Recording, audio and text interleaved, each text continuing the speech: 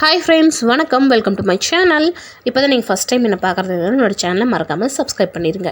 Okay, இன்றைக்கி பார்த்தீங்கன்னா பசங்க 2 பேத்துக்கு கொஞ்சம் கோல்டாக இருக்குது. ஸோ அதனால் நான் இன்றைக்கி காட்டுக்கு போயிருந்தேன். அதான் எங்கள் மாமியார் வீட்டுக்கு போயிருந்தேன்.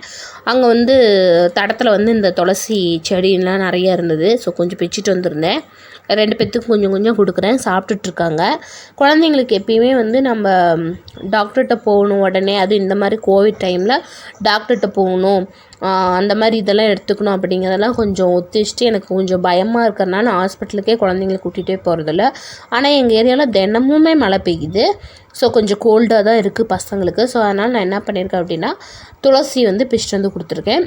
துளசி அதாவது ரொம்ப கோல்டு, நிறைய சளி இருக்குது, நெஞ்சு சளி அதிகமாக இருக்க குழந்தைங்களுக்கு பார்த்திங்கன்னா துளசி, கற்பூரவள்ளி இலை, வெத்தலை, அதாவது கருப்பு வெத்தலை சொல்லுவாங்க பார்த்திங்களா, அது அந்த காம்போடையே நீங்கள் கொடுக்கலாம். எல்லாமே வாஷ் பண்ணிவிட்டு கஷாயமாக வச்சு குடிக்கிற குழந்தைங்க குடித்தா இது மூணும் வந்து சுடு தண்ணியில் நல்லா பாயில் பண்ணிவிட்டு கொடுங்க.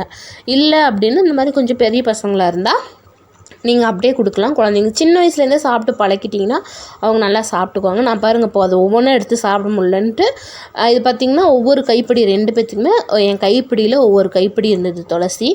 அது மட்டும்தான் கொடுத்தேன். சூப்பராக கிளியர் ஆகிடுச்சு. அவங்களுக்கு நல்லா மூச்சு விட்டாங்க குழந்தைங்க.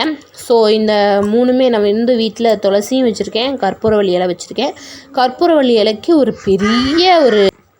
ஒரு பெரிய கதை இருக்குதுன்னு சொன்னேன் இல்லையா? ஸோ அது செடி காட்டும்போது என்ன கதை அப்படிங்கிறது, அது வந்து கற்பூரவள்ளி என்னோடய லைஃப்பில் எந்த அளவுக்கு ஒரு முக்கியமான ஒரு பொருளாக இருக்குது அப்படிங்கிறதையும் நான் உங்கள் கூட ஷேர் பண்ணுறேன். ஸோ குழந்தைங்களுக்கு முடிஞ்ச அளவுக்கு வீட்டு வைத்தியமே கொடுங்க. ஸோ இந்த வீடியோ உங்களுக்கு பிடிச்சதா என்னோடய சேனலை மறக்காமல் சப்ஸ்கிரைப் பண்ணிடுங்க, லைக் பண்ணிடுங்க, ஷேர் பண்ணிடுங்க. இந்த வீடியோ பற்றின கருத்தை என்னோடய கமெண்ட் பாக்ஸில் தெரியப்படுத்துங்க. அடுத்த ஒரு வீடியோவில் உங்களை சந்திக்கிறேன். Thank you so much.